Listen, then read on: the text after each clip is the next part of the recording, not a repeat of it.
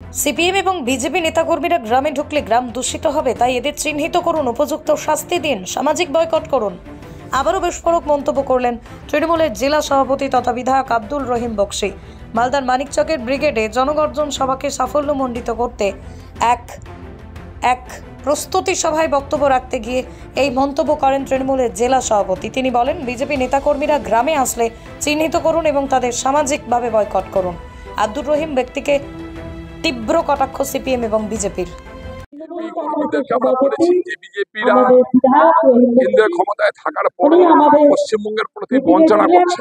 পশ্চিমবঙ্গের বুকে সাধারণ মানুষ, গরিব মানুষকে মৃত্যুর মুখে ঠেলে দিচ্ছে।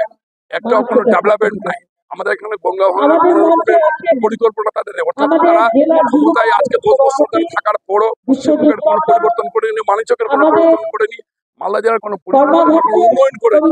যখন তারা মানুষের পাশে থাকে না, মানুষের সুখ দুঃখের সাথী নেই, তাহলে এই ধরনের বিজেপির কর্মীদেরকে গ্রাম থেকে বইপুরাটাই করেছে। যারা কাজ করে না তারা গ্রামে আসবে কেন, ভোট চাইবে কেন, মানুষের পাশে দাঁড়াবে কেন? আসলে মানুষের মধ্যে ভাগ করবে, জাতপাতের কথা বলবে, ধর্মের নামে মানুষকে বিভাজন সৃষ্টি করবে। এই জন্য তাদেরকে গ্রামে ঢুকতে দিলে গ্রাম দূষিত হবে, সমাজ দূষিত হবে। প্রধানমন্ত্রীকে গণতান্ত্রিক পদ্ধতিতে, সাংবিধানিক পদ্ধতিতে জনগণের ভোট দ্বারা তাদের ক্ষমতা থেকে নামিয়ে আসছেন। এখানে তিনি আসতে পারেন, গণতান্ত্রিক দেশ, গণতন্ত্রের মাধ্যমে তিনি আসতে পারেন, কিন্তু আমরা আতঙ্কিত তিনি এসে আবার কোন ধরনের সুরসুরি দিয়ে আমাদের বাঙালির একটা সুস্থ পরিবেশ নষ্ট না করে দেন।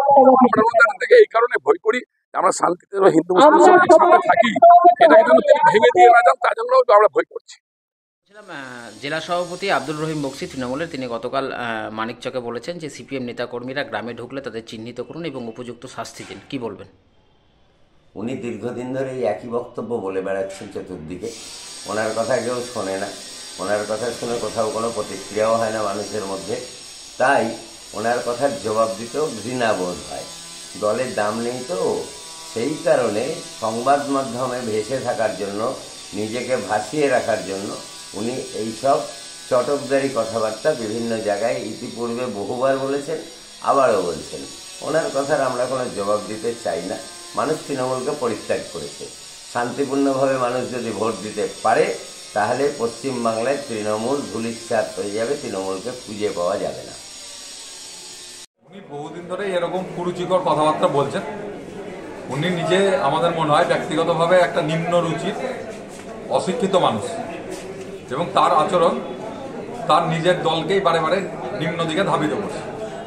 এরকম লোকের সম্বন্ধে আমাদের বেশি কিছু বলার নেই, কারণ এত বাজে কথা, রাজনীতি, আনপার্লামেন্টারি কথাবার্তা তিনি বলছেন, মাঝে মাঝে মনে হয় তিনি রাজনীতি করার যোগ্য নন। স্বপ্নের মতো বাড়ি তৈরি করবেন?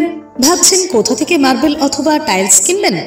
চিন্তা নেই, নিশ্চিন্তে চলে আসুন লোকপ্রিয় মার্বেলে। মন পছন্দের শেষ কথা মানেই লোকপ্রিয় মার্বেল অ্যান্ড হার্ডওয়্যার্স।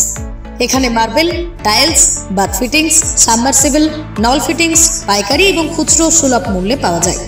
ঠিকানা হুগলি জেলার ঘোষপুর, রামপ্রসাদ। যোগাযোগ নম্বর 8170926495 অথবা 7363023971।